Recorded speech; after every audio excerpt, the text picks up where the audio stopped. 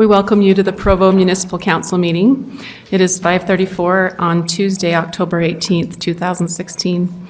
We're gathered in the City Center Municipal Council chambers at 351 West Center in Provo, Utah. This meeting is being broadcast live on YouTube, Provo Channel 17, where it will also be available for on-demand viewing. The council requests that citizens help maintain the decorum of the meeting by turning off electronic devices, being respectful to the council and others, and refraining from applauding during the proceedings of the meeting. We will begin with the roll call. Mr. Parker? Wayne Parker. John Curtis. Dave Connect. David Harding. Gary Winterton. Kim Santiago? Dave Sewell.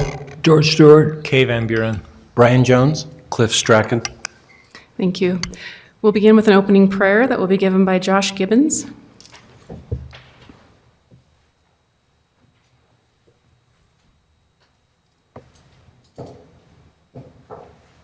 Our Father in heaven, we're grateful for this evening that we can gather together. We're grateful for our elected officials in this great city of Provo. We ask to bless us all this evening that we can have respect for one another as we discuss issues and solutions that can be made. We ask to bless us all and we can return home safely when the time comes, as we say in the name of Jesus Christ. Amen. Thank you. We'll now have the Pledge of Allegiance led by Lieutenant Brian Wolcomb from our Provo Police Department.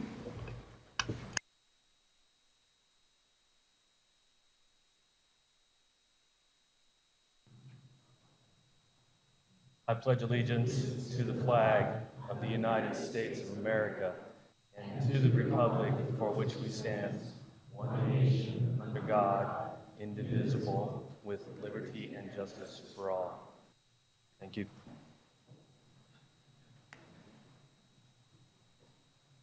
Thank you.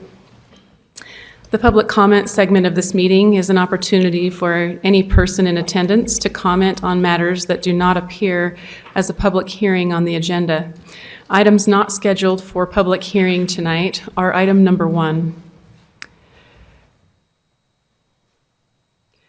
Please begin your comments by stating your name and city of residence. Should you not wish to speak, but instead to have your statement read aloud by the recorder, please provide her with a copy of that statement.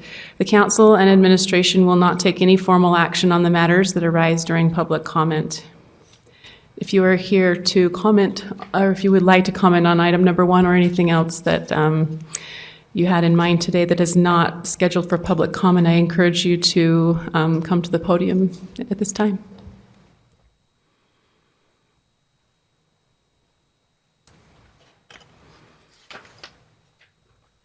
Pam Jones, Edgemonte Neighborhood, Provo. I tried to find out yesterday in the council policy lunch, and I just talked to the mayor for a minute. He didn't have a chance to give a complete answer. The anti-BRT referendum is a grassroots movement, and both sides have obtained professional counsel. The problem is that the city, being government, is able to spend more money on their counsel, although I wasn't impressed with either side at the Supreme Court last Friday. But still, the referendum group is a grassroots movement. And I can't speak for the rest, but I feel like we're being over, I don't want to say bullied, but you've got more clout than the citizens do. And when it comes to an issue where government is fighting the citizens, government is more like Big Brother. Thank you, Ms. Jones. Are there other comments? Seeing none, we'll close the public comment portion of the meeting. And we'll go to our first item of business tonight, which is a consideration of a motion to rescind the adoption of Ordinance 2016-27, approved on October 4th, 2016, which amended energy rates on the Provo City Consolidated Fee Schedule by adding a solar generation capacity charge. And this item will be presented by Councilmember Gary Winterton. Yes. I hope the citizens of Provo realize how great they have so many people working for their benefit. I am amazed at the number of people that are really concerned about what goes on in Provo. And that is not at all limited to just citizens. The employees, your council members. This week has been a unique week. I wish several of you would have had the opportunity, well, to see how busy our phones were and to participate and hear public comment on the things that have been going on. Such great effort has gone forward in so many things that we do. And the solar situation is not, it's been a great effort that has gone into this. And as I've looked at this over the last little while, and as I have studied the options that are available, what I have realized that we cannot do what we are doing now. This is unsustainable.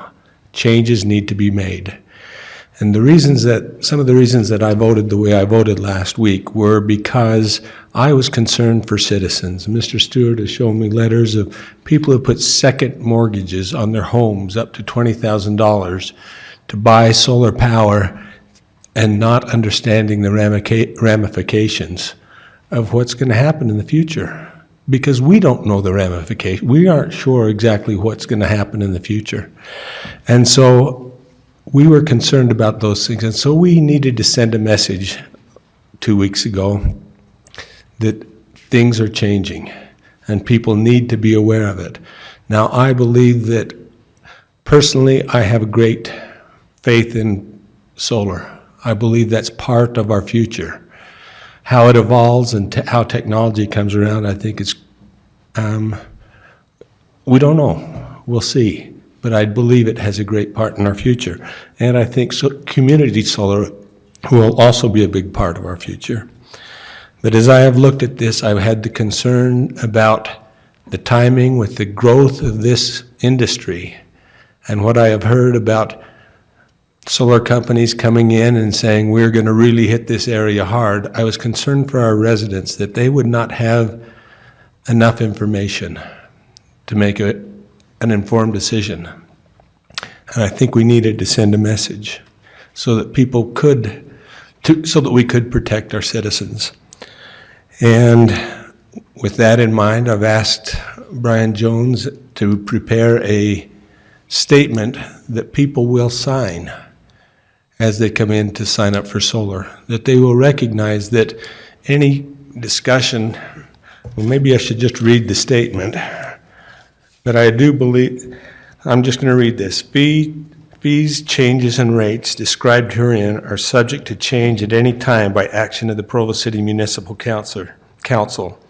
Such changes include, but are not limited to, increasing, reducing, or eliminating established fees, charges, or rates, modifying or removing existing rate classes, adding, I've got to get the right page. I copied them out. Can I borrow that one?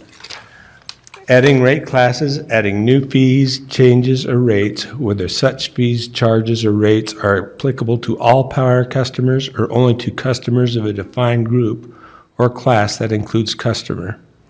Changes to fees, charges, and rates may reduce or eliminate any return on investment anticipated by a customer when installing an electrical generation system. So this is something that people will sign. It will be bolded. It will be something that they will recognize that when people say, oh, you'll get your payback in 5 years, it won't. There's no guarantee of that, or 10 years, or 15 years. This will be bolded that people will recognize. And if they choose to sign up for solar because they want solar, they still have that prerogative.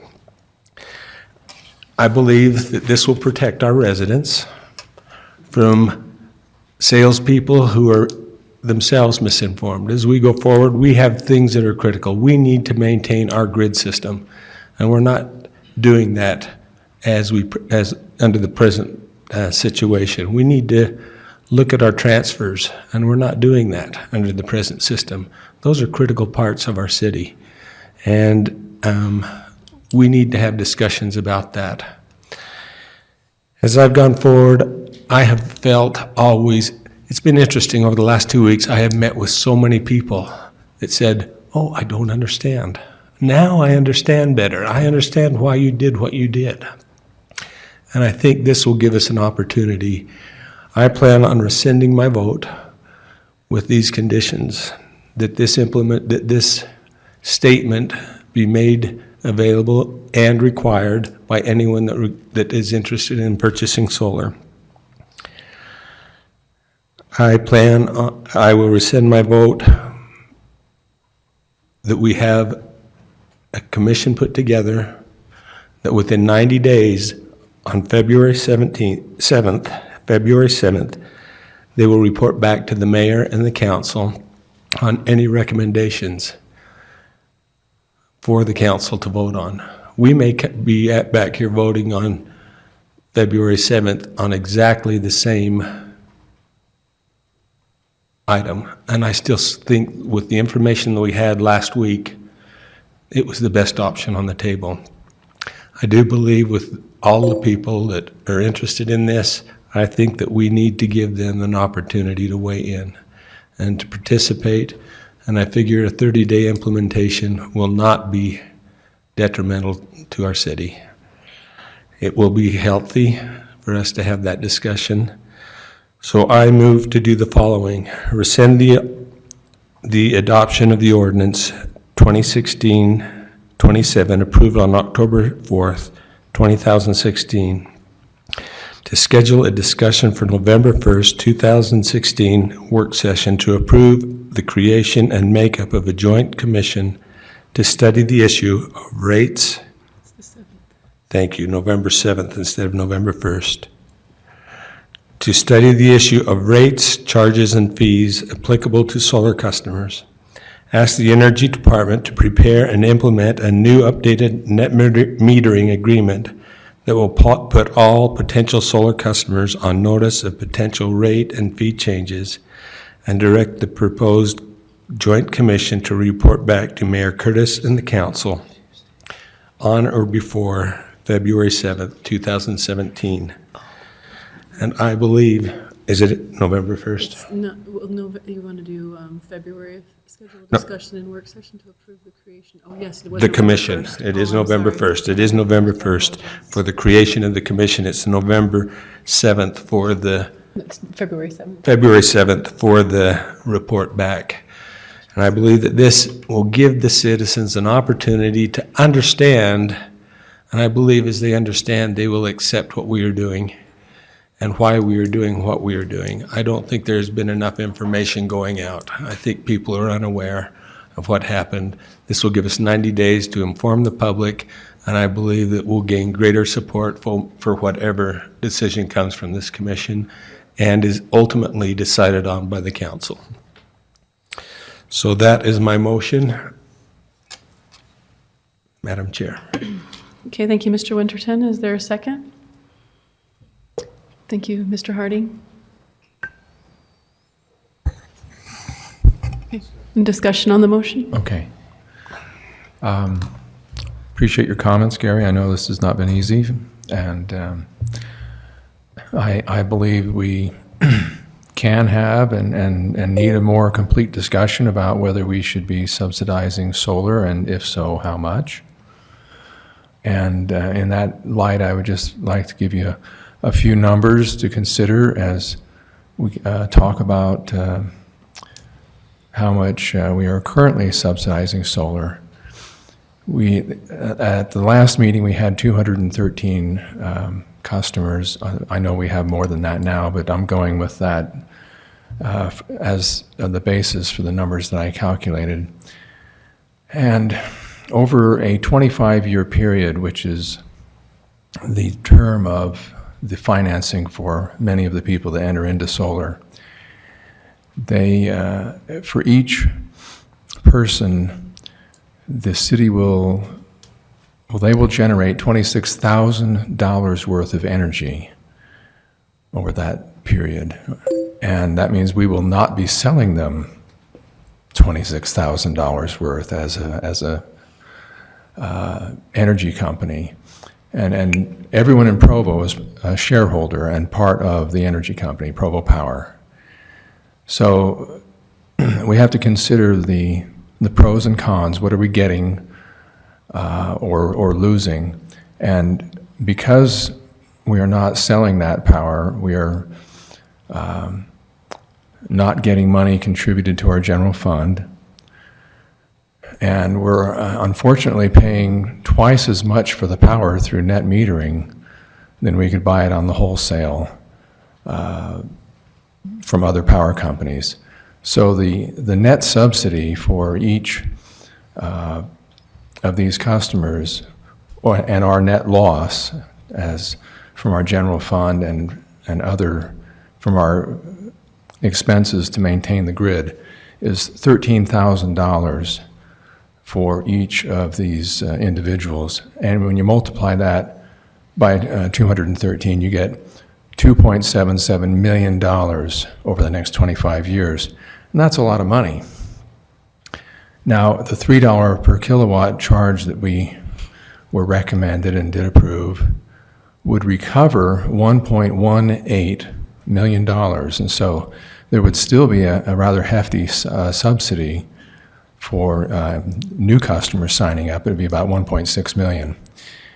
Whereas with the 2 kilowatt exemption for those that had signed up early, we only recover $796,000, and so the subsidy is just shy of $2 million going forward. So I hope we do have a real discussion about what we're getting, if we think we're getting clean air or whatever it is, because we are spending a lot of money on this.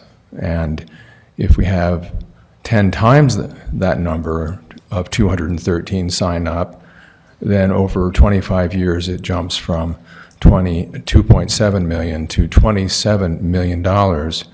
And that is taxpayer money that is going to subsidize solar for whatever we think is, what we are getting in return. And that's the type of stuff that we put on the ballot normally to ask the public, do you want to spend this kind of money for iProvo or for a rec center, or in this case for solar?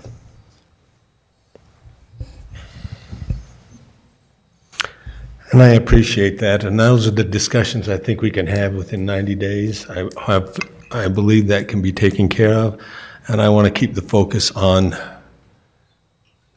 the issue and not have it returned to vetoes or overriding of vetoes. I think that we need to basically focus ourselves on solar, what we as a community hope for and want for and are willing to pay for as we have solar in our community, and I think we can do that within 90 days. And I have been assured by the administration that they are willing to participate, and I know the council is very concerned about this, and that's the reason that I'm doing the things that I'm doing today. Mr. Sewell? I'm really grateful that we're having this discussion tonight, that we're where we're at. This issue has generated a lot of public interest. I think probably in the top 3 since I've been on the council in terms of emails and calls and so forth. I appreciate that we are talking tonight about a process that will involve all of the stakeholders. I think that's important when we're talking about potentially implementing a substantial fee that people will be affected or involved in the discussions. I think it's important that we look at all the reasonable options. I I didn't feel like we were quite there yet a couple weeks ago. And I hope that the result of this joint commission that Mr. Winterton has proposed, my hope will be that we'll come up with a solution that has broader community and council support. But even if we end up coming up with something very similar, at least I think that we can all feel good that we had a good process, that everyone that was affected was able to participate, and everyone had their say. And so I feel really good about that, and we're really grateful. I'd like to spend a few minutes talking about a tool in our form of government that I have not seen used or displayed up until recently, and that is the veto power that a mayor has. And I really appreciated, in this case, Mayor Curtis's willingness to use that, even though potentially, depending on how this vote goes, he may not need to if we end up voting to rescind.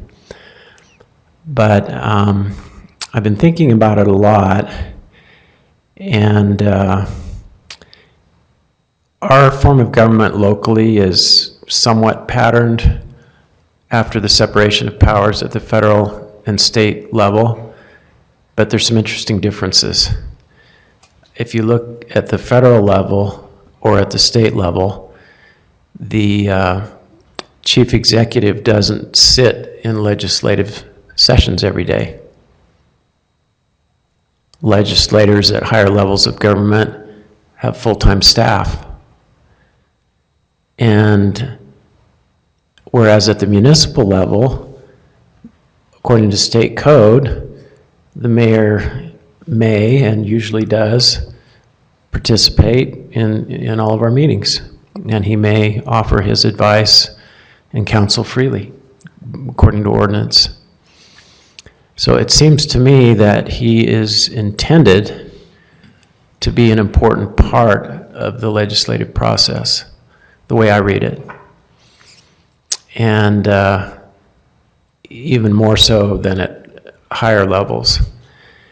And I've wondered why that might be the case, and maybe it's because we're supposed to be part-time legislators. I think there's a few here that are probably closer to full-time. We don't have dedicated staff. We have great staff, but we don't have someone that's dedicated to each one of us.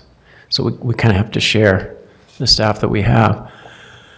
And so I think it's important in our local form of government, if the mayor has concerns, I think we need to seriously think about those and take his advice under consideration.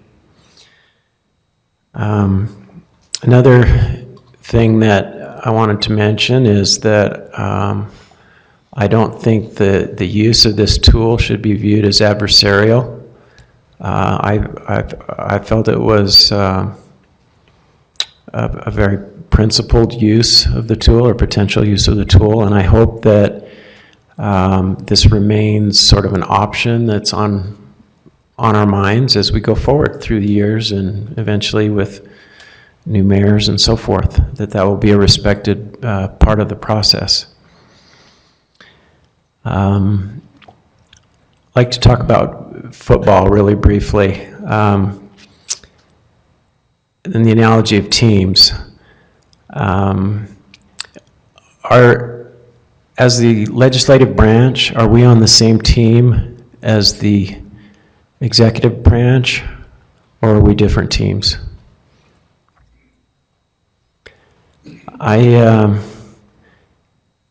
As long as we have human beings that are being elected to serve, there's going to be friction. I mean, we even have that among ourselves as council members, I think, but I really appreciate my colleagues, and we seem to be able to disagree without being disagreeable, and I think we all feel like we're on the same team. And I feel like that we should feel that the executive branch is on the same team with us as well. We're working for all of you, right? Remember our executive director commented the other day that we work for the same 115,000 residents. I think it was the same voters that elected both branches. So I think in a situation like this, it's more like we're different units on a football team, like the offense and the defense. And so if the legislative branch is the defense and the executive branch is the offense, I think if the quarterback makes a good play, that we should be grateful for that. And I think that's what happened here. And I just want to say I really appreciate that. So, thank you. Mr. Van Buren? I just need a little bit of information on the proposed motion. The last bullet point that says direct the proposed joint commission to report back to the mayor and council no later than February 7th. I'd like to define that somehow. Does that mean just to report back? Does that mean on the meeting of February 7th we're going to take some kind of action? I think as we talked about, if that vote was rescinded, that would have some other kind of legislation to pass within 90 days. To me, this doesn't say that at all, and so I'm just trying to clarify what we're really voting on. I stated in that I would be supportive if we don't have anything to vote on by the end of the day on February 7th. I will support the legislation as it was written 2 weeks ago by any council member that wants to bring that same legislation forward on the following meeting on February, 14 days plus 7, 21st, that I will support that legislation. Because in my mind, if we have not come up with a better solution within 90 days, that means that we have the best solution. We voted on the best solution at that time. And I will support a council member that brings it forward, or I will bring it forward myself. And so we're talking about 120 days basically now. Well, I think that it might be 120 days. By the time I'm ready to vote on the 28th for the exact same, 21st on the exact same thing we did. And so the implementation of that may take a little longer just to implement it, but what we had in place, I don't believe will take more than a month to implement after talking with Karen. I think that was a very clean type vote, wasn't it, Travis, that we could implement that very quickly? But that's not in the motion, as I see it. No, it's not in the motion, but you have my guarantee as a person that I will bring that forward. Okay, well, I'd like to see, if we're going to agree to something, I'd like to see it written in a motion. And I agree with, okay, I'd like to make an amendment to that motion that if we do not have anything to vote on by February 21st, no, on February 7th, because then we can bring it to the council on the 21st, that if I don't have anything to vote on, then it's better on the 7th, I will propose legislation that will be the exact same thing that we proposed 2 weeks ago, and have that ready for a vote on the 21st. Is that something that I can add to that amendment? Certainly, and then we just need to check on the second, and they're working on adding that language. I think, Kelsey, though, that the recommendation is due by the 7th, not by the 21st. And then the original legislation would come forward on the 21st. But this is, that he will bring forward, this isn't necessarily the whole council agreeing to. No, I will bring forward, and I pledge my support to something that's not found better.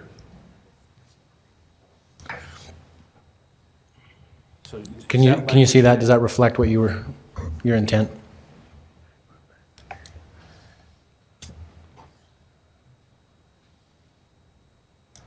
Yes, that's sufficient intent for me.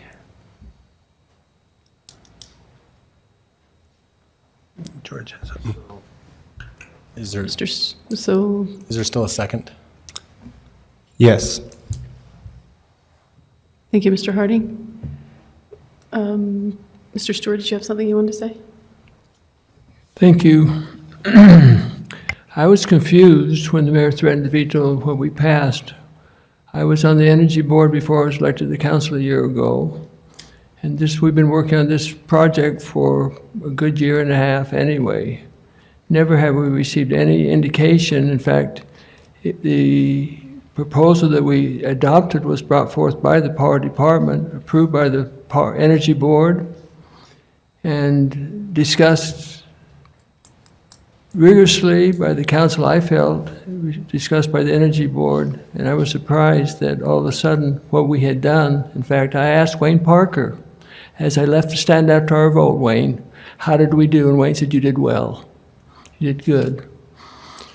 Then all of a sudden, it's going to be vetoed. Somehow we didn't do good. I personally believe it would be important to leave in place what we did to indicate to the public that we're going to do something. I'm all in favor of extending the date of implementation of the new rate as long as the council feels necessary to have adequate discussion. But I don't feel like having adequate discussion is necessarily necessary, that we have to veto, we have to rescind what we did. I think we send the wrong message that we might not be willing to do something to rein in the loss that the energy department and the general fund will have if we continue to subsidize at the rate we're subsidizing. So I'm confused. There was adequate time prior to what we did, David Sewell, for the mayor to have chimed in, let us know how he felt before we did what we did, because he knew what we were going to do what we did. We indicated in work session that this is what we're going to vote on. It was no surprise to anyone. All of a sudden, it's not a good deal. So, may I respond? Thank you. Mr. Stewart, I think you make a valid point, but I'd like to try to explain it to you if you're confused. In the work session, it was made very clear, 2 weeks before Councilman Sewell asked me where I stood on this, and I had 3 points that were pretty simple and pretty clear. And one of those points is that we wouldn't undermine the solar industry. That same day while I was gone, Mr. Sewell read those points again. And he's done a very good job tonight of talking about this whole veto issue, and sometimes it's something uncomfortable and awkward and we don't talk about it. So I'm glad that he's brought it up in the way that he has. And I think that some of us, including myself, have not looked at it the right way. And as a result, I've stayed out of many of your discussions because of this paradigm that we have that I'm administration and the council is policy. But at the end of the day, I still have to put my name on your policy. And in this case, I was not able to do that. And for the exact same reasons that I had expressed before. I think Mr. Sewell is right that this doesn't need to be looked at adversarially any more than a vote amongst yourselves that's different than the rest of you is not adversary. It's just that I wasn't able to put my name by it. I've also been very clear it wasn't so much the outcome as it was the process. And that you're right, we did work on it a long time, but I think we got 90% there and still need to go do the 10% that's left in order for me to support it. thank you, Mayor. The point I'd like to make is that I don't think it's necessary to rescind what we did to extend the deadline of implementation of the rate schedule. I just think it sends the wrong message that we might not be willing in the future to do what we planned on doing. Every council member I've talked to has said we need to do something.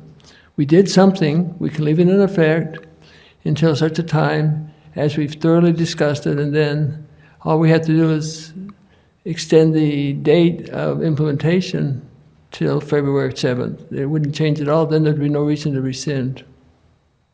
So I'll be voting against rescission. Excuse my voice. I've been talking too much today.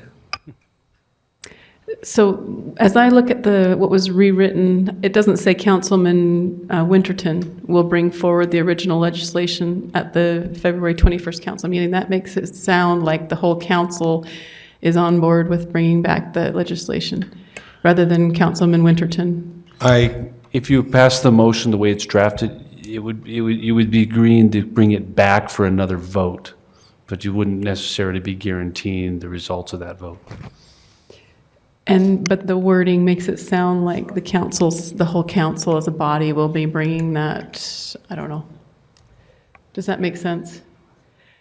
That we're assuring something? It just makes it sound like we're assuring something in the way it's worded, or not? When I drafted that, I was trying to capture Council Member Winterton's tacit agreement that he would bring it forward. However, trying to take out the personalization within the motion that I move, I do this. It's, in other words, you could just say I would ask to strike that, and or maybe that's a new amendment, but I'll withdraw that part of the motion and give my word to my fellow council members. So it won't be in, but I will. You have my word. Okay. And you may not be enough, but I give you my word. Mr. Hardy? Two thoughts. One, I don't know how long we want to discuss this, but for the purpose of looking for more consensus, I'm happy to vote to rescind our vote from 2 weeks ago. But I'd be willing to entertain a motion that keeps the $3 per kilowatt per month in place for new installations, as long as part of that we completely grandfather all the existing customers, as well as we should also look at, I think we said October 4th, but there may be some people that were in the process, maybe have even signed, but hadn't signed with the city. So anyway, that's just something I would be willing to entertain if that's something that could get more council members on board. Mr. Winterton? I struggle with the grandfathering because I don't even know what that means. As far as grandfathering, do we grandfather for 5 years, 10 years? Do we grandfather rates? What are we grandfathering? I think that's something that the commission can work out.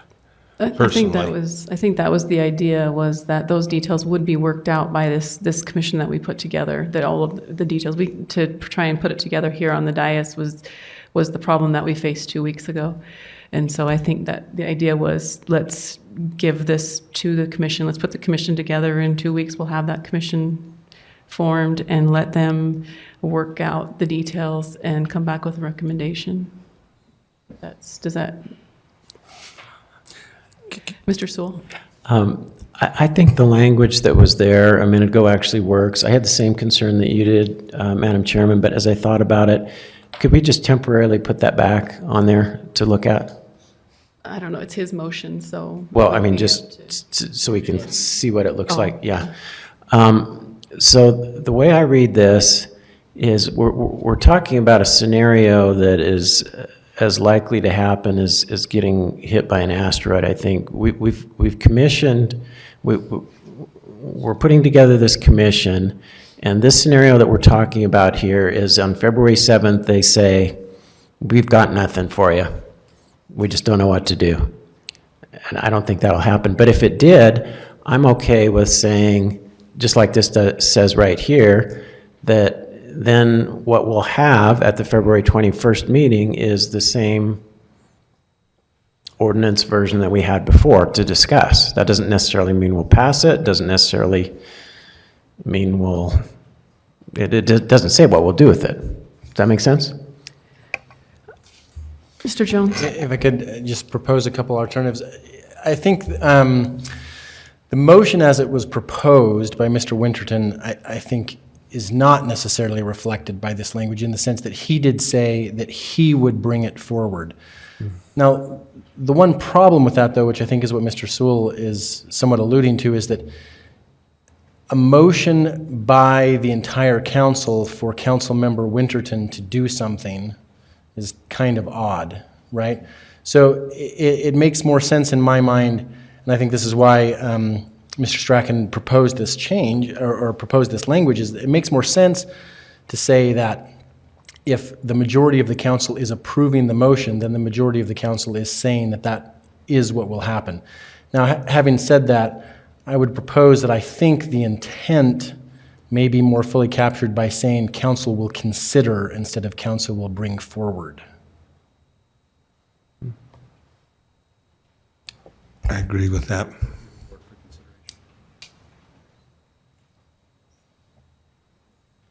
And I think then what that's saying is, if the majority of the council votes for this motion, then those who vote for the motion are saying, we do agree that at the meeting on February 21st, we are going to have an agenda item that reflects the originally proposed legislation if we don't have some other legislation to consider.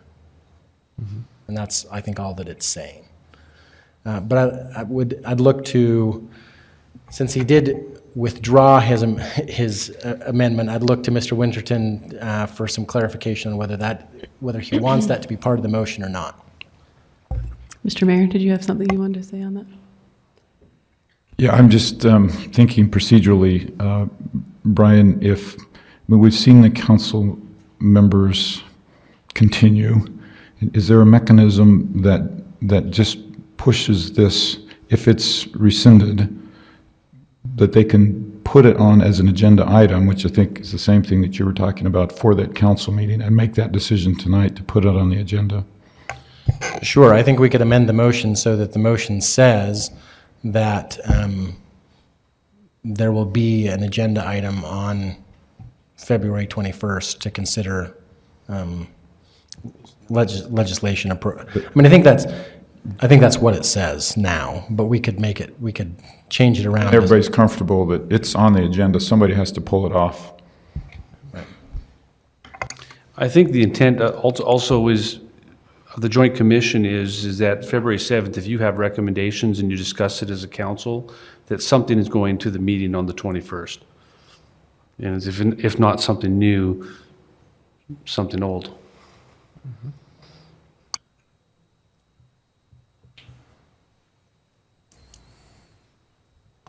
I'm comfortable with the wording, if that's, because the intent is to bring it back on something, have a meeting on the 27th where we discuss options and choose the best option what the council thinks is the best option. And Mr. Harding, does your second stand with this language? Yes.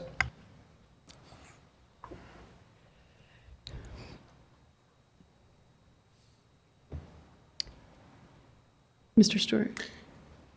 All that says that the commission is going to bring a recommendation, doesn't say we'll vote on it, doesn't say we'll do anything with it. It should state that we'll act on a recommendation by the commission and adopt some kind of legislation. If not, then we'll consider the original legislation. I'd like to see it more clear because it doesn't tell me anything.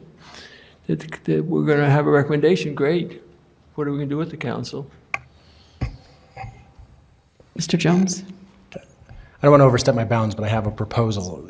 But again, I'm trying to read the intent of the group, so maybe this isn't the intent of either Mr. Winterton or the rest of the group.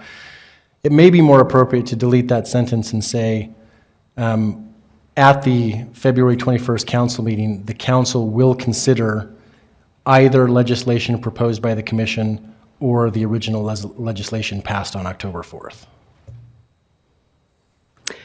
That makes a lot of sense to me because it allows all of the options to be on the table, and I think that it doesn't set a exact expectation, right? I think we want to go into this meeting and allow the creativity to flow, allow people to come up with ideas, and maybe this is the best idea, but if it's not, we want that creativity to be able to flow and not have it hanging over their heads that that's going to be the default position anyway. And I think it's, if that's the best one in the end, then that's, what we go with. But if it's not, if there's something better, I'd just hate for that to not be actualized. And I think this makes a lot of sense, that something, we're going to be addressing it on that night, and that both options are available to us, or many options are available, and this is one of them that could be the best option. Thank you. That is my... And I'm going to go to my friend Dave one more time then. Mr. Harding? I'm curious, we often say that we can't bind future councils. I wonder, if that includes ourselves in 90 days. Another wording might be council intends to consider the recommendation. I don't know if that is, if it's not a concern, then we can leave it as is, but if that is a concern, that we're saying that we will do something, we could just say that at this point we intend to do that. So I'm comfortable either way. I just wanted us to consider that. The other thing is I really appreciate Mr. Stewart's recommendations on things that we could add here that would make him more comfortable. I'm curious if we address the concerns that you're bringing up now, would you consider voting to rescind, or are these just suggestions for it, even though you're going to vote against it? Mr. Stewart? These are suggestions in case you vote to rescind. Okay. I don't intend to support the rescission. Good to know. Thank you. How is it pronounced? Okay. Does your second still stand on the motion as it's been reworded? Yes. And your original motion is this, what's before us? Okay. If I might, just with respect to Mr. Harding's question, I think either language is appropriate. You can make an intent statement. I think it's fine. I don't view what you're doing here any differently than continuing something to a date certain, because I don't think that actually binds you in the sense that you can still at the date certain or before the date certain pass another motion to change what you've already done. So you're not bound in a way that's not undoable. So I think this is fine, but if you wanted to change it to an intent statement, that would also be appropriate. Mr. Stewart? I would just like to explain why I will not vote to rescind, because I think it's better to leave in place what we have, extend the date of implementation of what we did to February 7th or February 21st. And we've sent a strong message to the public that they really need to consider the council is going to do something, did something, and will continue to, plans on doing something to try to make the solar net metering rate more fair to the rest of the rate holders. That's why. So I just don't think it's necessary. We can do the same thing without rescinding the ordinance. All we have to do is extend the date of implementation. And I understand that, and there is some wisdom in that. And I also believe that we are sending a message to the public that we want your input. By doing this, we want your input. We have been studying this, like George said, for almost 2 years. Been to many, many classes, and our decision last week was based on good information. And I still believe that for 90 days, we're not hurting the city to have public input and let the public understand what we're doing and why we did it.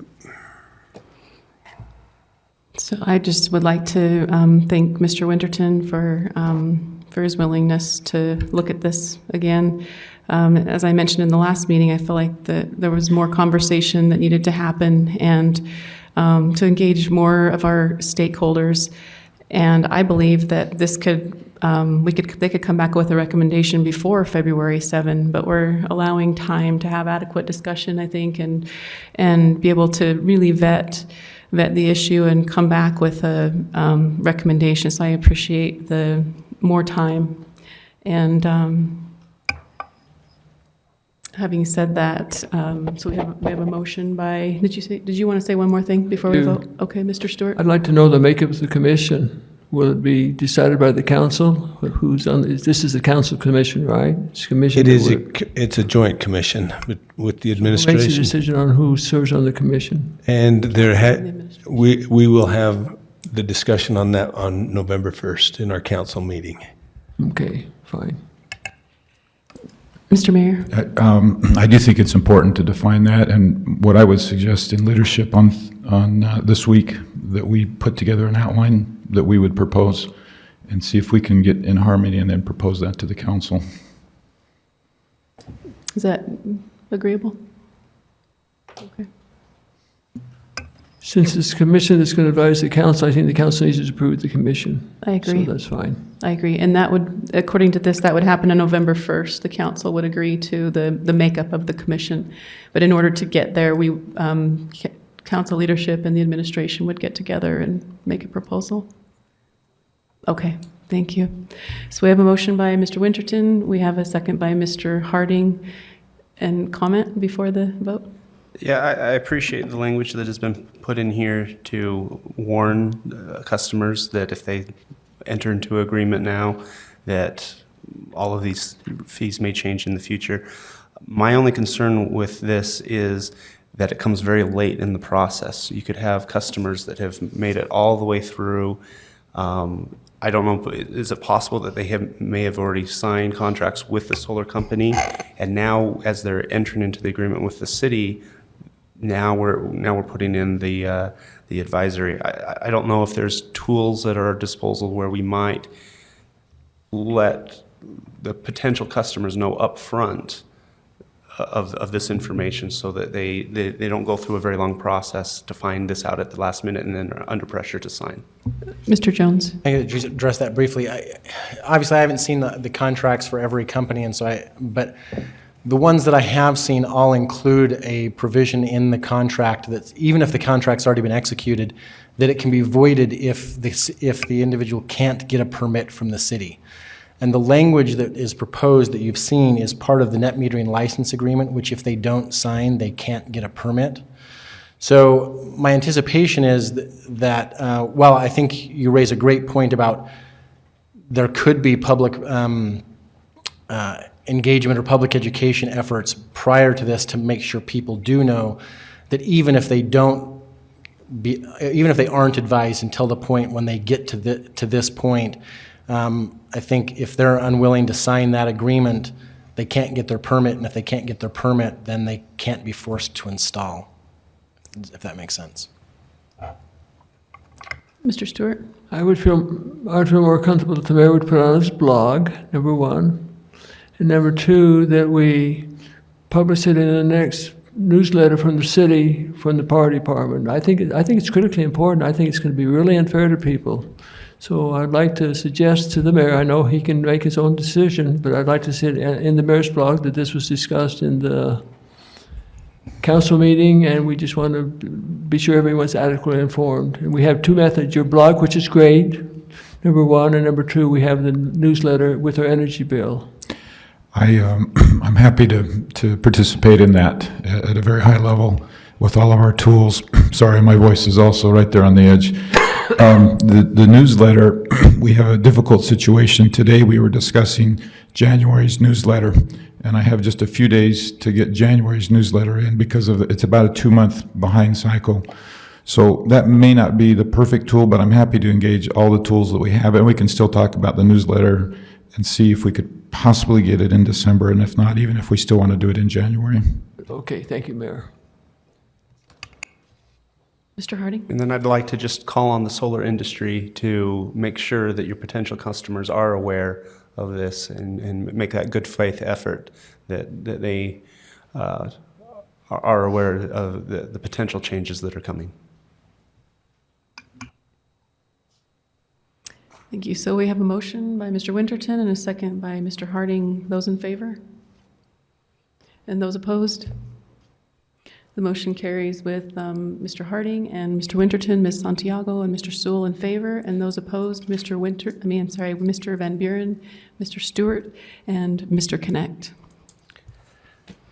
Can I say, I want my colleagues to know how much I appreciate them and the effort that they, the discussions that we have had over the last 2 weeks. They have been very informative to me, very patient with me, and I with them. Provo City, you've got some good people on your council. And I just hope I haven't thrown my colleagues under the bus. I believe I've done the right thing. Thank you, Mr. Winterton. The next item of business is a resolution appropriating $2,281 in the general fund for body-worn cameras and equipment for storage and applying to the fiscal year ending June 30th, 2017. And this item will be presented by, I don't see Chief King here, so Dustin Graybaugh. Thank you. Council members, thank you for your time. This item was discussed in work session 2 weeks ago and represents a year's worth of operational expenses for a body-worn camera system, including the staff support for it. The plan is to use fund balance in the general fund, and I have some number specifics if the council would like to discuss those, and I'd be happy to answer any questions the council has about it. Sorry. The tail. There we go. Are there questions for Mr. Graybaugh? I think for the public benefit, it would be helpful to share how this affects the fund balance. Yes.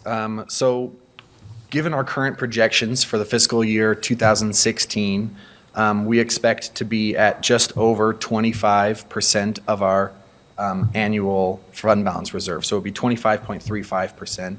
The state actually has a limit of 25%, and we don't feel like the 30.35 would be a material difference between 25. But if we were to appropriate this $205,281, it would put us at 24.94%. So still very high reserve amounts, and puts us in a strong position to continue to save and act fiscally responsible while meeting this important demand for our public services. And could you explain the yearly amount that this will incur? Yes, so the contract includes expenditures for the system itself, and so in the first year, the $205,000, about half is related to the personnel costs of a person to administer the system, respond to any requests for data related to the body-worn cameras, and the other half of the cost is specifically for the maintenance of the contract to maintain the upkeep of the physical cameras themselves and the data storage of the cameras, so that we will be able to access them digitally in a remote and secure way and track access to those systems, so that way there is an audit trail and a lot of transparency around who's accessing the data, and that it's stored in an independent site that is very secure. And the yearly amount for that was? So the yearly amount for the contract is just over $100,000.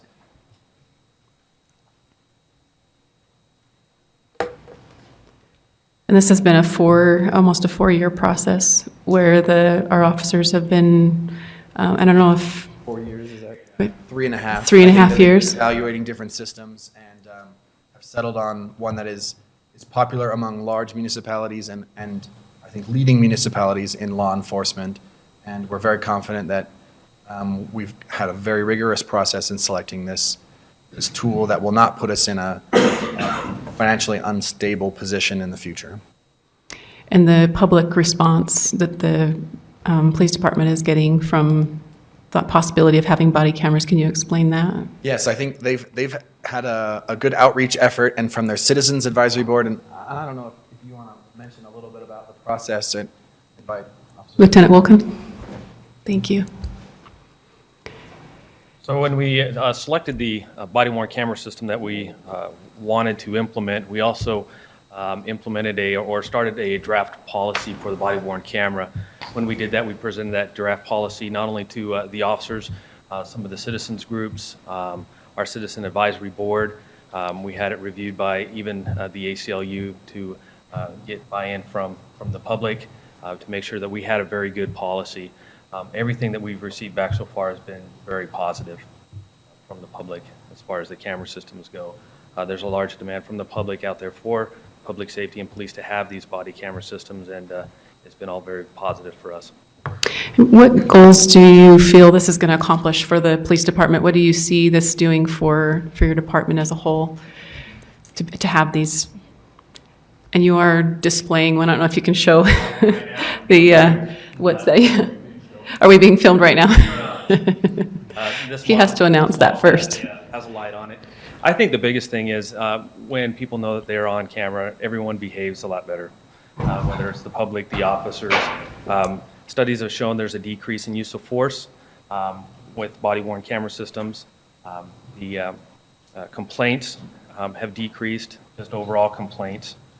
We'll probably see less time in court because it'll be easier to prosecute people when we have this evidence on the body-worn camera. One of the nice things is this, the system we have is going to have a pre-event recording in it. So we push the button, we've already recorded 30 seconds before we even have to push the button. So if we see something, we push the button, the camera's already captured it. So again, better, good evidence for us potentially. And then again, potential liability. It could prove that, the officer didn't do something that maybe someone said that he has. And he also earlier told us about the training that might be good to mention again, the training perspective this allows the officers to have. Right, and one of the things that we built into our policy was the ability for supervisors or the chief to release videos to the department for training. We could take the videos for, say, our brand new officers that are in field training. We could review them with them at the end of the night, those videos, to point things out to them that maybe they didn't see or maybe they didn't think that they did. So it'll be a good training tool also to make better officers from the initial stages and to point things out to other officers that maybe they could have done a little better. Thank you, Lieutenant. Are there other questions for Lieutenant Wolken? Okay, thank you so much. Appreciate it.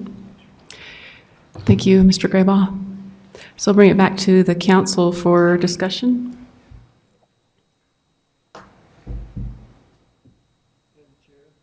Yes, Mr. Stewart? Your mic is not on. I'd like to make a motion that we pass the resolution appropriating $205,000 from the general fund for body cameras. 2,500, 281? Okay, as it's written in the resolution? It's written in the resolution. Okay. Thank you. Is there a second? Oh, we do. Yes, this is an appropriation. Thank you for the reminder. So we will wait on your motion. Thank you. Withhold my motion. Yeah, I apologize. This is an appropriation, so we will open this up for the public. If there's anyone in attendance who would like to comment on this item, please come to the podium and state your name and city of residence.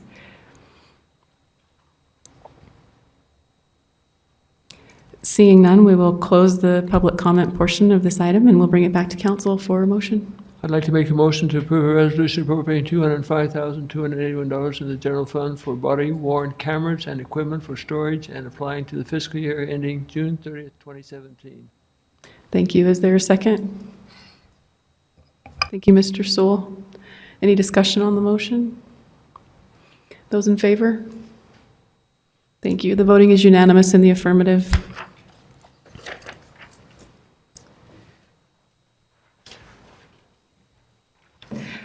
The next item is an ordinance amending the zone map classification of approximately 2.44 acres of real property, generally located at 1290 North Geneva Road, from agricultural zone to one-family residential. And Austin Corey, our planner, will be presenting this item. Thank you.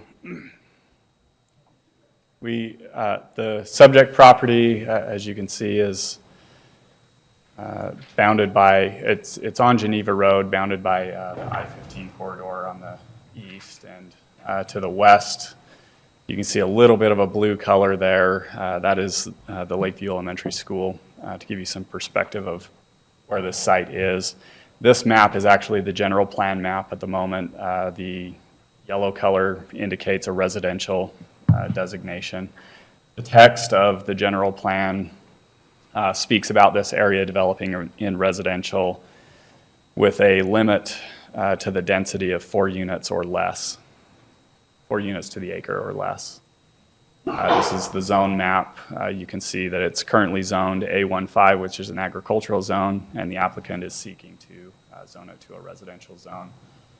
The original text, or the original noticing, was a request for R110, Since the Planning Commission meeting, the applicant has requested to change that request to R18, and he can speak a little bit more about that later to you. But in essence, as staff reviewed, this is his proposed subdivision.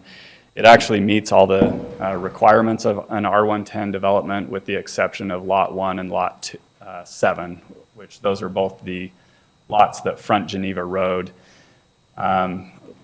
Lot 1 is shy 5 feet in the required width as it's written in the zone, and Lot 7 is shy 10 feet in depth.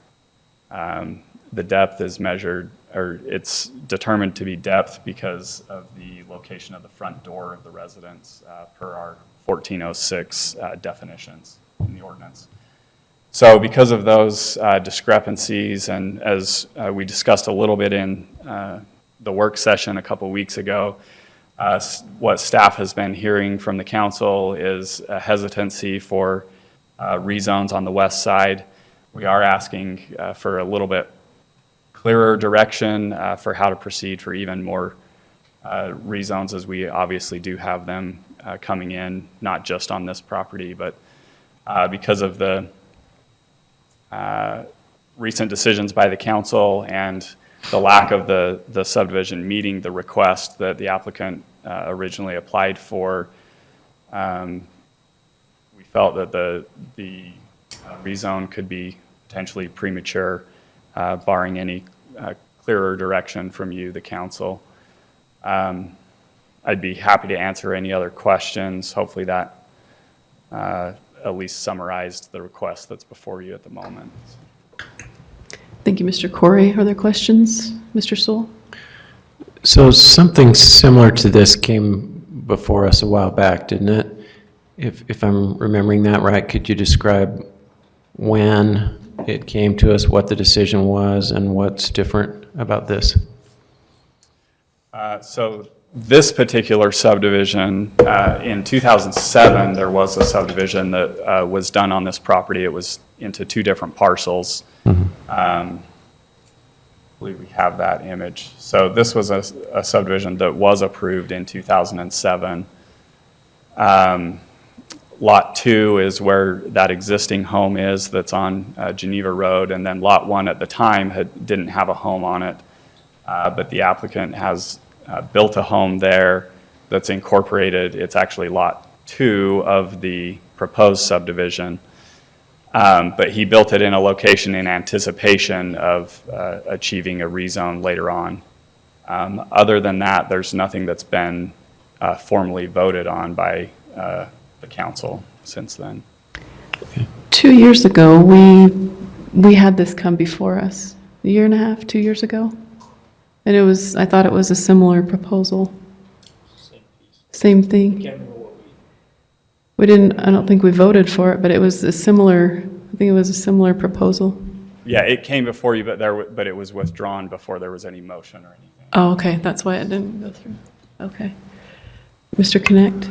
Just a question, Austin. If you go down to the county and pull this property up, is it in 2 lots or has it been subdivided more? It has been subdivided through some deeds. The county map that we have here, you can see the blue lines. One of these blue lines at the back of the existing home on Geneva was placed, and a fence was constructed there at some point as well. The applicant is looking to preserve that lot line, which is some of his request for moving to an R18, is because of less restrictions there, so that would actually meet the requirements rather than, like I mentioned, being deficient in the R110. But yeah, this property currently is illegally subdivided, so as a result, no building permits could be issued on the property until this is corrected.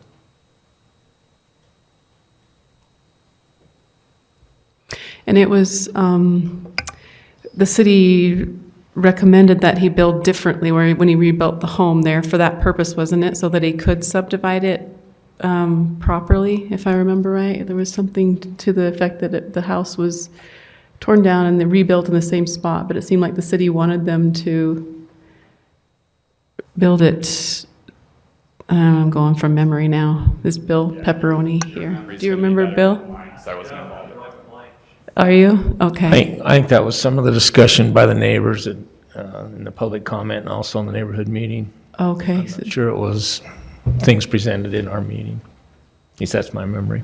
I remember discussing that in the meeting because I remember saying that very thing, that the city had asked him to build it in a different position so that it could be subdivided better, and he ended up putting it in the same spot. And I think the neighbors were hoping for a different position for the road, for more connectivity. Anyway, I'm going by memory now, so.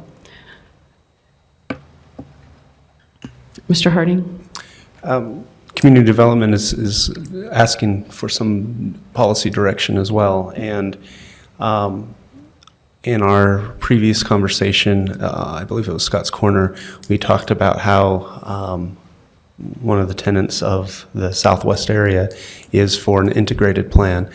And I think one of my biggest concerns is that there's additional developable land adjacent to this, and I don't believe the plan that's before us addresses how that can be, the connectivity and the developability of that is being addressed. And so that is one concern that I have. The other concern, going to policy,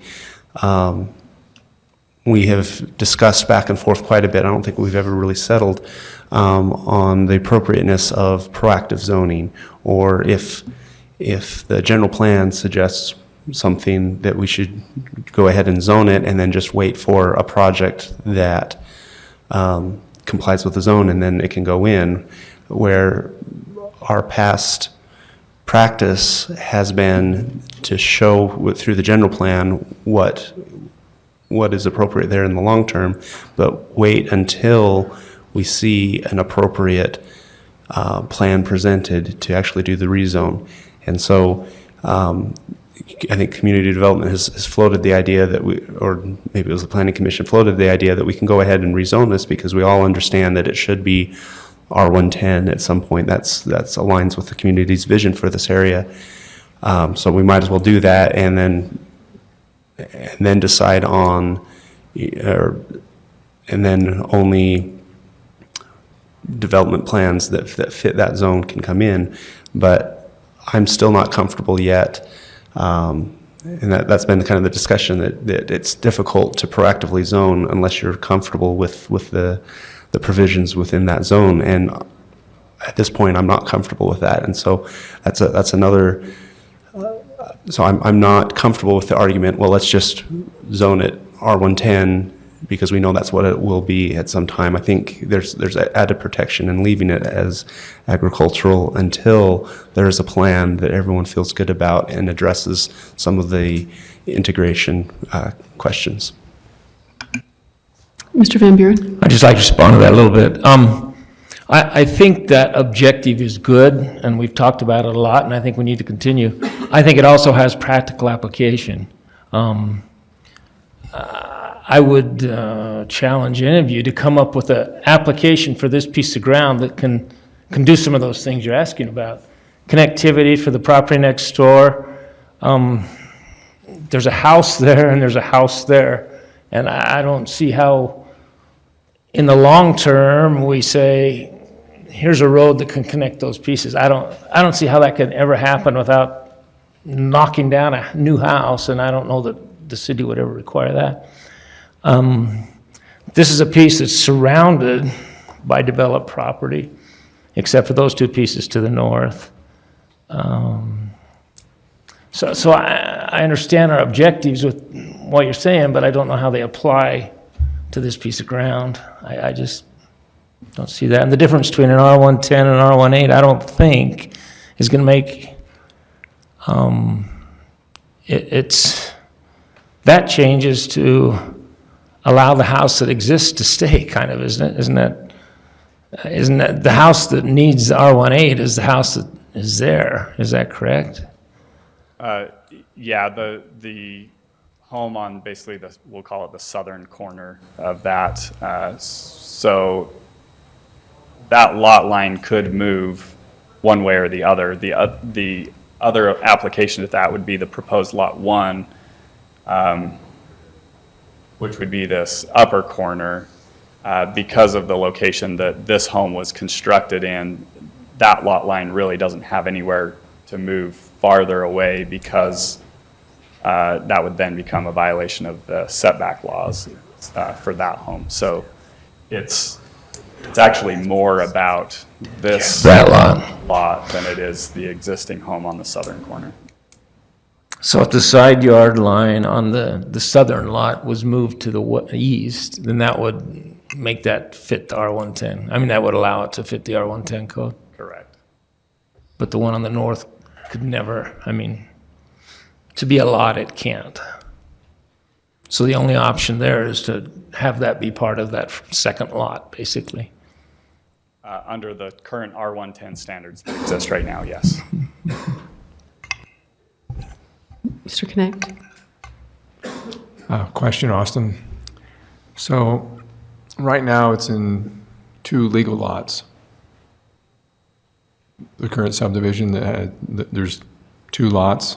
I mean, he's tried to subdivide it. Recognized by Provo, yes. Yes, exactly. Now, how many homes, if you were doing a common driveway and not a full-blown street, how many homes would the city accommodate? Ordinance allows 4. 4. Common driveway. Okay. And the property just to the north, which theoretically wants to develop someday in a similar fashion, if they want to develop to their maximum potential, would they need a street access? Under their current zoning or under R110 or 8? R110? Yeah. I don't know that I have an answer for you on that. It's possible they could do it off of a common drive. We haven't really analyzed that property to that kind of detail. Well, I guess I'm... Proposal, but... So what I guess I'm getting at is, so the current property in question could develop 4 units without getting a street. If he does get a street from UDOT, that would probably preclude a street just to the north for the other property? Well, we don't know. So UDOT approval is one of the things in question. The applicant has indicated that he has been given approval from UDOT, but the city has not seen that physically yet. And whether or not that approval is for drive access or a road is part of the question as well. But that's more kind of administrative things that we would certainly require to happen, require to happen through the subdivision review process, just normally. So I was just, as a matter of future planning for both properties and the area in general, we often try to think proactively about where the local roads are going to go. And so that's why I'm kind of asking the question, if it's an either or, if we put a road in here, then we preclude the other property from having a road. One of them or the other is probably going to be stuck with just a driveway. Yeah, well, and again, that's a determination by UDOT that we don't have any formal response back from them yet. Well, and so we don't know if he has a real approval, but UDOT has their criteria about roads being too close together, so we can kind of connect the dots and say, well, we have a problem here potentially. Sure. Mr. Harding? Speaking of future planning, do we know what year the building, the home on the northern portion of the 2 lots, do we know what year that was built? 2012. 2012. And you mentioned that this came up in 2007 for a previous vote? The original 2-lot subdivision. Original 2 lots. That allowed that home to then be built. Okay. I think there's been some frustration expressed by the neighbors that that there was some forward planning, thinking of how can these things be developed together, And the placement of that home precluded some of those options. And so,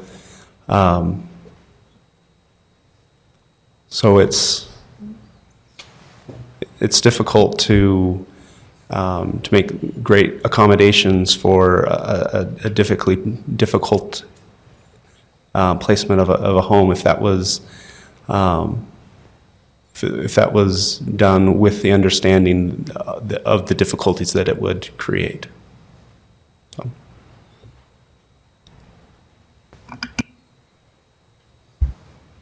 I just think we have to be a little careful making that assumption. I think part of that proposal by neighbors was for him to give up property for their road. And so, I mean, there's arguments on both sides. It's not a, so I just be a little bit careful.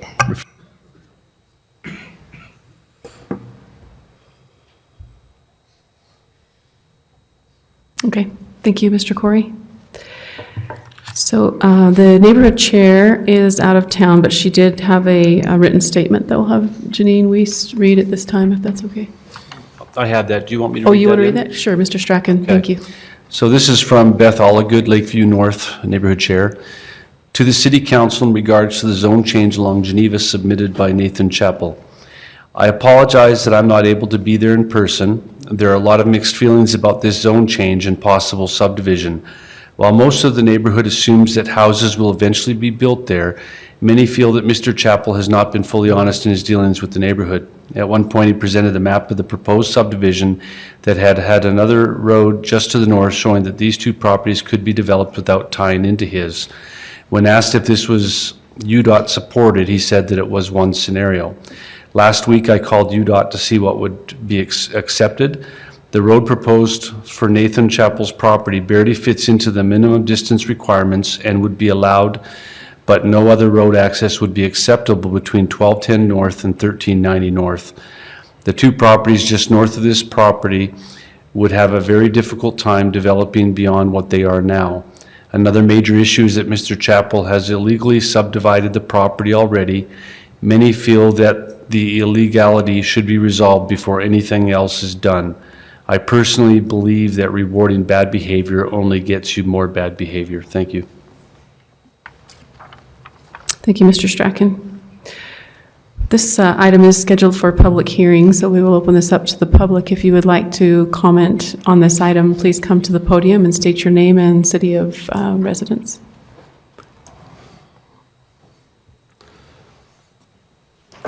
Oh, and I'm sorry, Mr. Chappell. We'll hear from you first.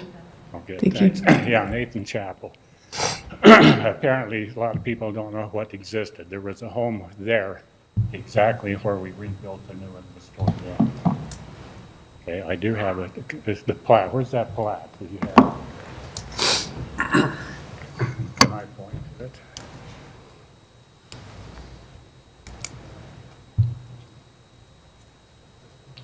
Okay, I purchased the property. They were the one on, I don't know how to do that.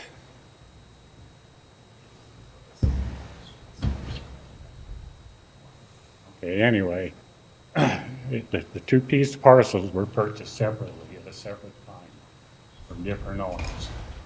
So to say I illegally subdivided, that's the way I bought it. One side was there, the other side was a different owner. Now, how do I come to the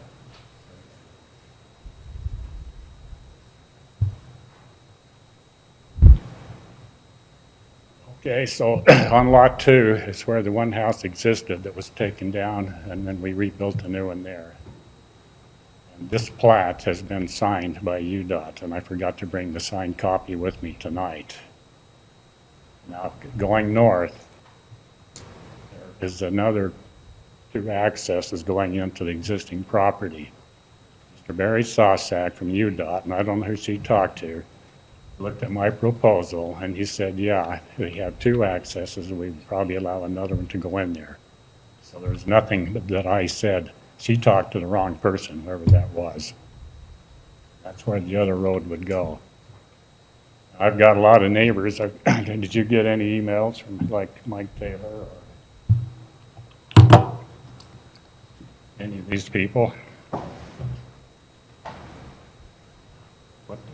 what they're saying, they'd like to see something happen there. Obviously, we can't continue with agriculture. We can't even get water to it. They don't want to stay a weed patch. They'd like to see something happen to it. Now, if I'd have gone through at the back, back in the old days, they wouldn't allow the subdivision because I had less than 3 acres.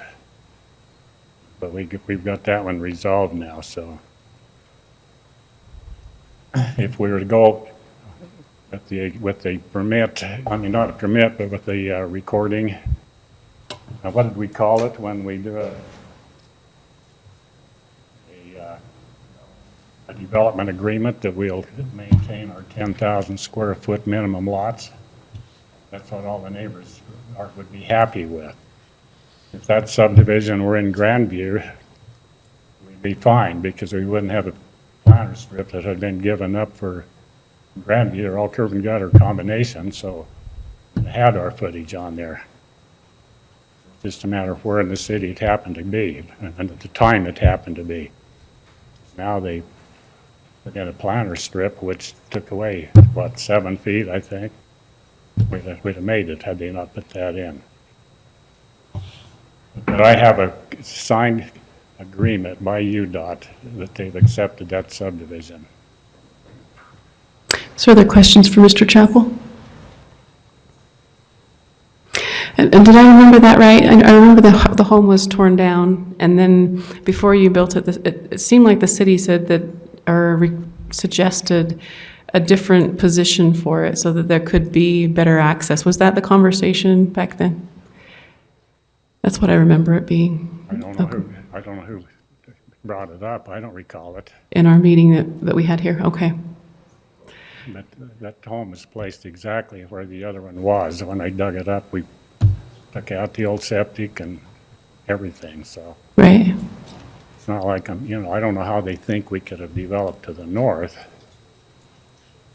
So. And the decision to request R18 came after this went to the Planning Commission. So when you met with the neighborhood, which proposal did you give to the neighborhood? You mean when I met with them? When you met with the neighborhood? You mean recently? Recently on this item? To do an R18 with minimum 10,000 square foot lots. So Mike Taylor, from Sam Coleman, from, John here, Mike Elms. They'd like to see something happen there. So when you met with the neighborhood, you told them that they would be R18? And then when it went to the Planning Commission, it was R110? Well, we went to the Planning Commission as an R110, even though everything on that north side is R18. So why is that R18 when this is R110? If you go back to Whisperwood, you're going to find lots in there that don't comply with R110, but they approved it. Okay, I was just trying to get straight what the neighborhood got. Why didn't we allow an access when it was developed into these other properties? I don't know that either. Or planning. I'm talking access from Whisperwood, from Reese's. They never allowed for any access into this property. Okay, thank you. Are there other questions? Okay, thank you, Mr. Chappell. We will now open this up for public hearing. If you would like to speak on this topic, please come to the podium and state your name and city of address.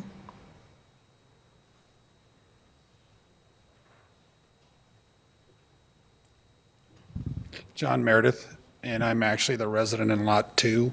So mine is the home that was built there, and that's where I've lived since it was built, was it 3 years ago? And so I'm in approval of this. I mean, this is the plan that I've seen ever since I moved in. I don't really think the zoning designation is all that important, whether it's R8 or R10. So I think what Mr. Chappell's saying is the lots aren't going to change. They're still going to be 10,000 plus square feet. But because Lot 1, Lot 2, because of the setbacks don't meet the requirement, then it'd be zoned R18, but the lots won't change. He's not going to make them smaller to 8,000 square feet. And like you said, in Grandview, if you, since I think things have changed over the years where the depth of the lots used to be curb to the back of the lot.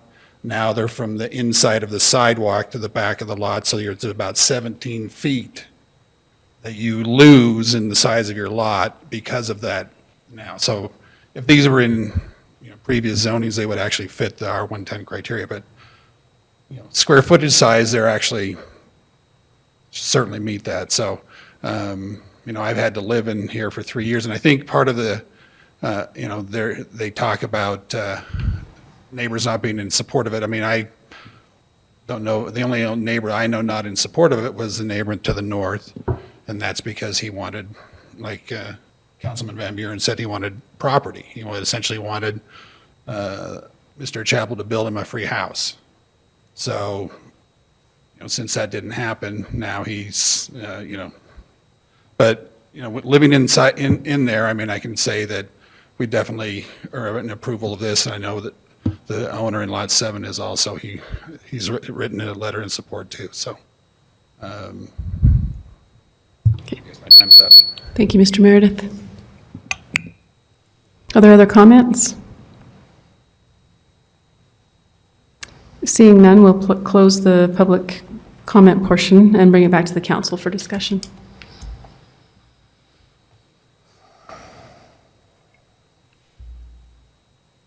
Mr. Sewell? I just had two more questions for Mr. Corey, if I might.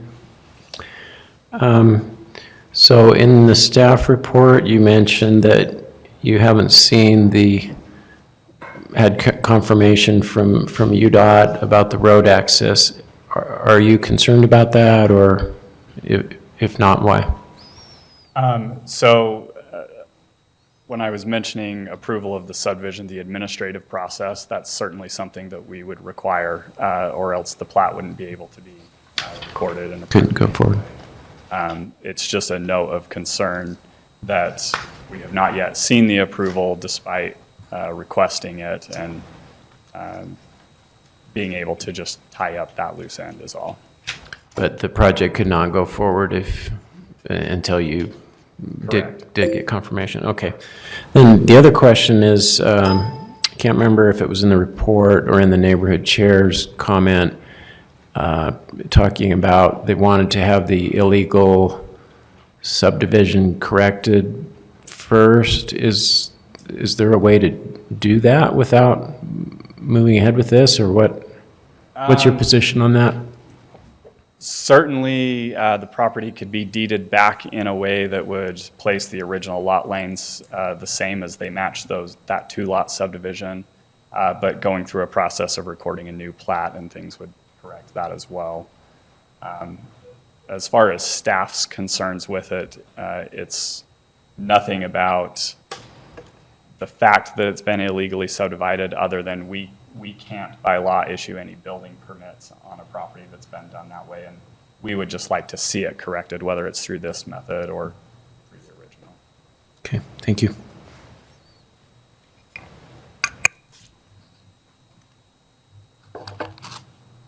Are there any other questions or comments? Mr. Winterton? Yes, Mike, I am concerned about the number of access points, but because those driveways are there, is there any precedent as far as protecting the people to the north as far as entrance on the Geneva Road? They have 2 access points for driveways. Will the city require a road, or what are you looking at when we plan for the future of that piece of property? So I think probably I'll defer my question to David Day from the engineering department.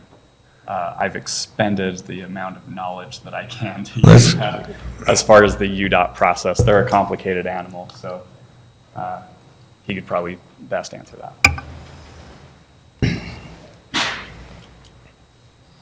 While David's coming up, to me, this is, I have the feel of infill on this piece of property.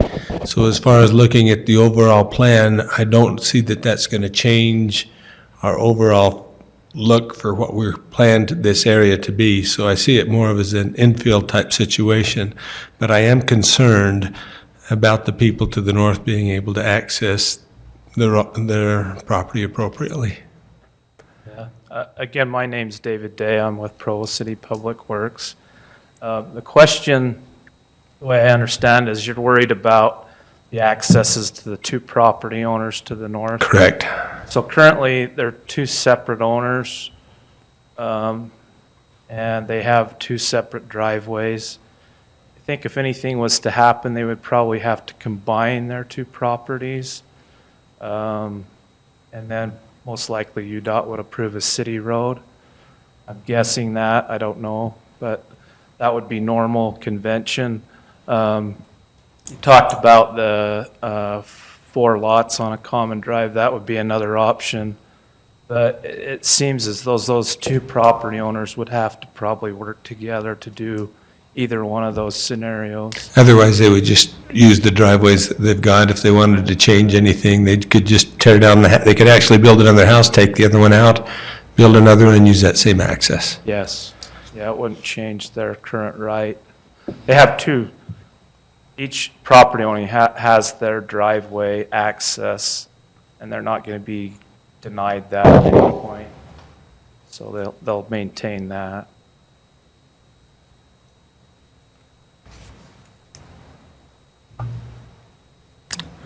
Madam Chair, Mr. Stewart? I'd like to make a motion for the purpose of discussion. Okay. I move because of the concerns of the neighborhood, the concerns that have been expressed, unanswered questions that we reject, and ordinance amending the zone map classification of approximately 2.44 acres of real property generally located at 1290 North Geneva Road from agricultural zone A1 to one-family residential R2, R10, excuse me.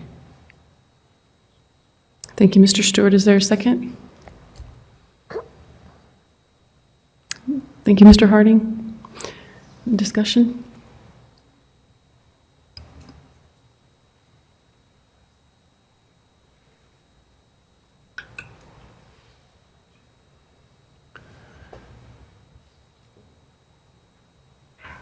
Sorry. Mr. Sewell? Just a question for Mr. Stewart. What do you think would need to happen so that this project could move ahead?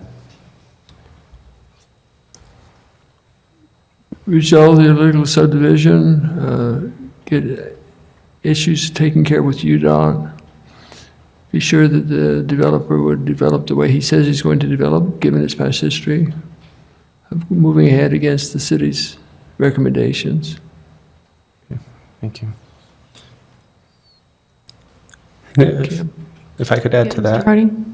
I would like to see an attempt to integrate this with the other adjacent infill properties. And if that's 2 common driveways, I mean, I'd like to see some effort to resolve that if there is a path forward. I would like to see a plan that addresses some of these concerns before we do the rezone. Thank you, Mr. Harding, because that would be another answer to David's question. Okay, thank you.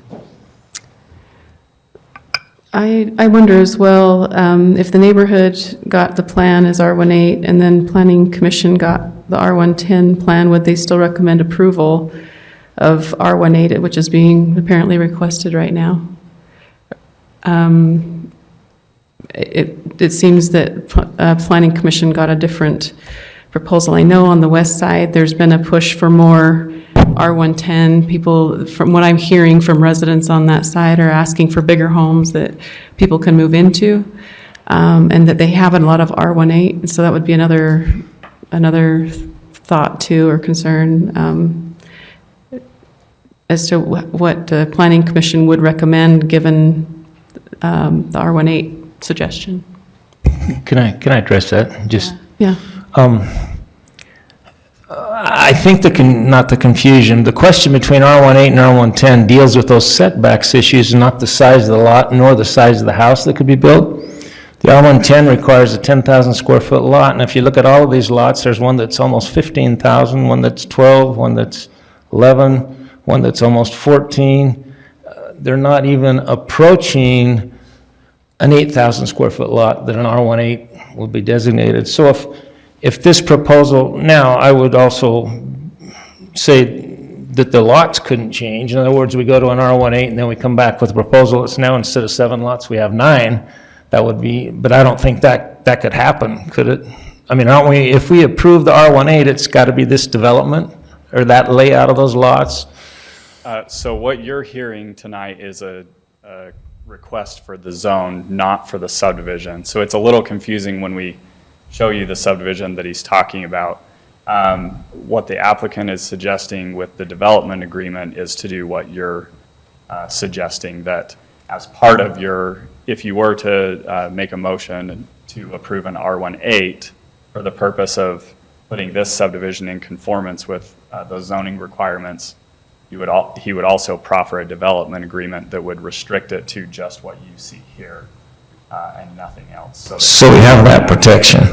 Adding in additional lots. So the worry of having small lots and small homes, I don't think it's valid because the lots are already big. And I don't see where that worry would be valid. Anyway. Mr. Sewell? So I'm still getting confused over the R110, R18. So at the Planning Commission, they recommended R110, and was R18 even discussed at that point, or did they just recommend the R110? Their recommendation was for R110 because, again, they were looking at it from what the zone entitles a property to do. And with the general plan dictating 4 units or less to the acre, the R110 is kind of that minimum zone requirement that the R18 just didn't meet. Thank you. Mr. Knecht? So Austin, did they go through this same discussion we're having now? Did they see this particular layout for the homes and hear the arguments? Yes. And they still, so if they heard the arguments,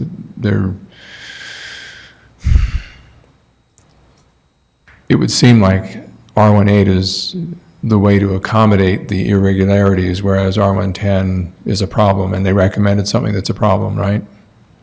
Well, their conclusion was that the R110 was a sufficient zone for the area and that the requirements of that zone, as long as he came up with any kind of a subdivision that met an R110, that they were comfortable with that. And there was no discussion about the setbacks and the issues that are being brought up now that seem to be a problem with the R110? It was certainly discussed during the meeting, yes. Okay. Mr. Harding?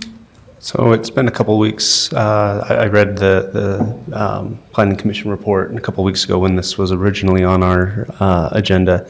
So I may be a little fuzzy on the details, but I believe their discussion centered around, having seen this, but looking to the general plan, which says, which kind of gives our 110 as a minimum, and so they felt like what we see here wouldn't be allowed, but if the request was for R110, even though this doesn't accommodate, or R110 wouldn't accommodate what the layout is showing, but if R110 is being requested, and if that agrees with the general plan, they were okay moving forward with the R110, knowing that this would not be accommodated by it.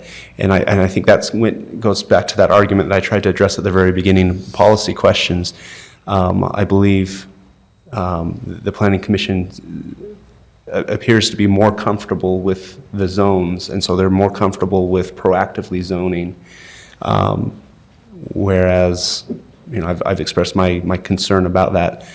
And so from the staff report, from the Planning Commission report, my feel was they looked at this and they knew R110 wouldn't accommodate this, but since the request was for R110 and since it met the vision contained in the general plan, they were okay with zoning it, knowing that this would not be accommodated by that zone.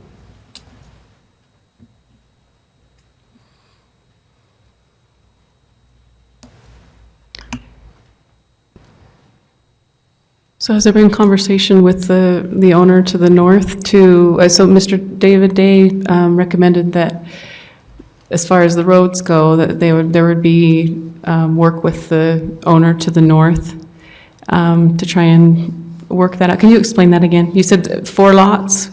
If there were 4 lots here and if they worked out something with the owners to the north, you feel like that would be the best resolve as far as the roads are concerned? So there's those 2 properties that are not part of this proposal.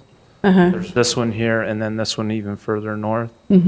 So if you kind of look at the scenario of this subdivision layout, you'd have to have about that same width, and that would be from here to here to get 2 lots and a road back in there. So in order for a cul-de-sac like this to be built, you'd have to have both of these property owners work together and, I see what you're saying. probably tear down the existing houses and do a cul-de-sac. Another scenario would be for them to kind of combine properties and do multiple lots on a single driveway, which it's kind of like Austin was talking about. We haven't really looked at how that would lay out to see how many lots could possibly be done that way, so. But not related to this property then in Yeah, 'cause question though? all of our focus has been on this, not that, so, Okay, thank you for the clarification. yeah.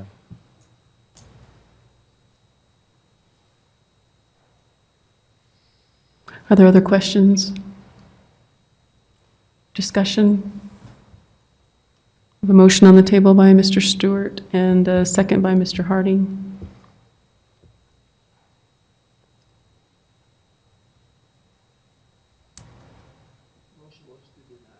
Yeah, motion to deny by Mr. Stewart, second by Mr. Harding.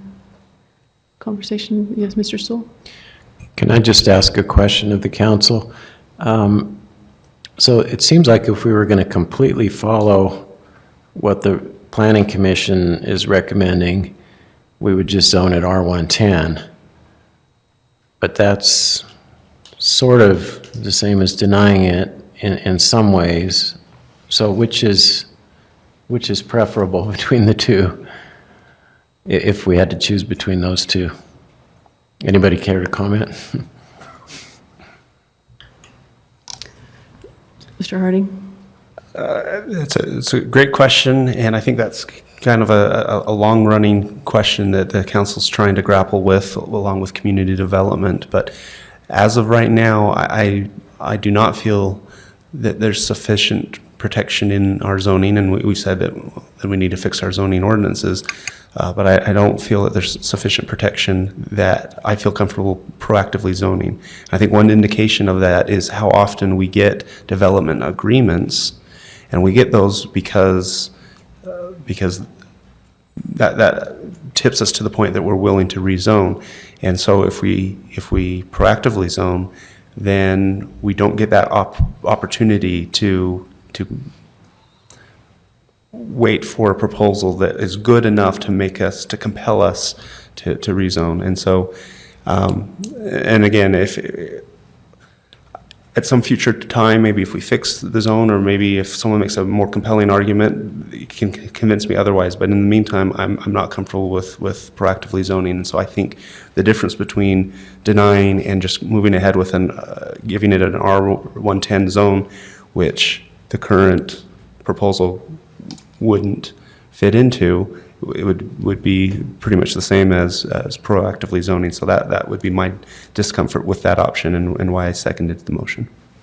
Are there any other comments? So we have a motion by Mr. Stewart to deny and a second by Mr. Harding. Those in favor? And those opposed? Thank you. Those in favor are Mr. Connect, Mr. Harding, Ms. Santiago, Mr. Sewell, and Mr. Stewart, and those opposed are Mr. Van Buren and Mr. Winterton.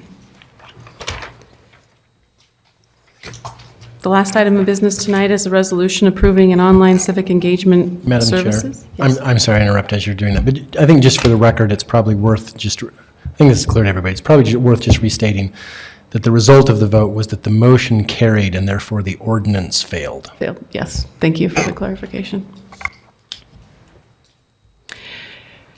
So the last item of business is a resolution approving an online civic engagement services provider and appropriating $10,800 in the general fund for the fiscal year ending June 30th, 2017. And this item will be presented by our Council Executive Director, Cliff Strachan. Council, it's my privilege to bring this to you today. You've had some discussions on it. The public engagement tool, which the council earlier today has decided to call Open City Hall, fulfills some of the aspects of the public engagement priority that council set for itself earlier this year. Particularly, it will allow us to reach out to groups that have not traditionally engaged with council, utilizing tools to more conveniently communicate with the public, and ensuring that council policies and practices encourage stakeholders to engage earlier and be more informed. The desired outcomes, technological tools, which makes council more accessible to the citizens, and we'll be able to use some performance indicators measuring the increase in feedback, comments, and questions, as well as some of the analytic measures. So I think it's really great that we're going to be able to move forward on this if you approve this resolution. The resolution before you approves the selection of Peak Democracy as providing the online civic engagement services for at least 1 year from the date of contract with an option to renew annually. It authorizes the council chair to execute a contract in conformance with the RFP, and it appropriates $10,800 in the general fund for this fiscal year. And with that, I'll take any questions. Other questions for Mr. Strachan? Okay, thank you. You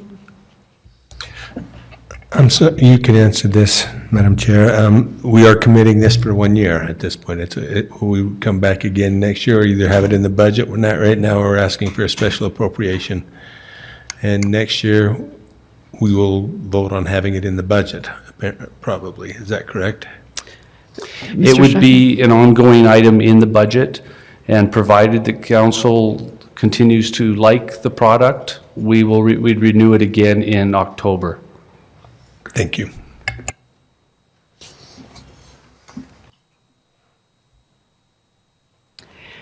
So this item is scheduled for public hearings. If anyone would like to speak to this item, please come to the podium and state your name and city of address.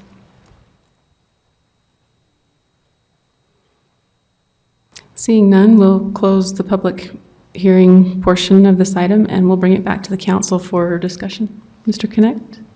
I think this is a good move. We've had a lot of hard work by staff. I think staff feels good about it. And Karen is very excited. And along the lines of civic engagement, the mayor let me know that the Office of Civic Engagement, that the upcoming meeting will be on November 2nd at 4 p.m. in the afternoon at the BYU Kimball Tower. And I appreciate him letting us know that. And I would encourage council members to attend. It's an opportunity to be seen on campus and let them know that we do want to be engaged and listen to their issues.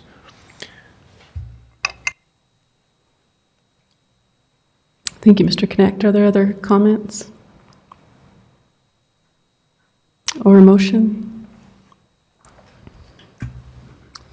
Mr. Harding? I move that we approve a resolution approving an online civic engagement service provider and appropriating $10,800 in general fund for the fiscal year ending June 30th, 2017. Thank you. Is there a second? Thank you, Mr. Sewell. Discussion on the motion? I'd just like to add my thanks to Karen Tapahi and Rachel Stone, who did put all the legwork into this project and brought back lots of proposals and really studied this out. And and appreciate Mr. Strachan overseeing that effort, and I'm really excited about the opportunities that this gives us to engage citizens and to help provide information so that when we do have conversations with citizens, they already have a sort of a composition of tools and information to educate themselves first, so that we can have policy discussions and in a very civil-friendly medium. I look forward to being able to have this tool and lots of tools available to us through this. Something that I've looked forward to and hoped for since I became a council member, actually. So I think this is going to be very helpful.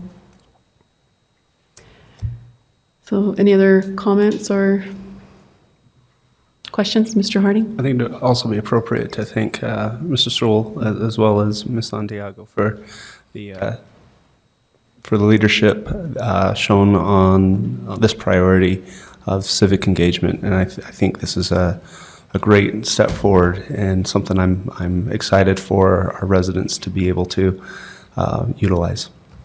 Thank you. Any other comments? Okay, those in favor? Those opposed? Thank you. So those in favor are Mr. Connect, Mr. Harding, Mr. Winterton, Ms. Santiago, Mr. Sewell, and Mr. Stewart, and those opposed are Mr. Van Buren. And we'll look for a motion to adjourn. Thank you, Mr. Winterton. Is there a second?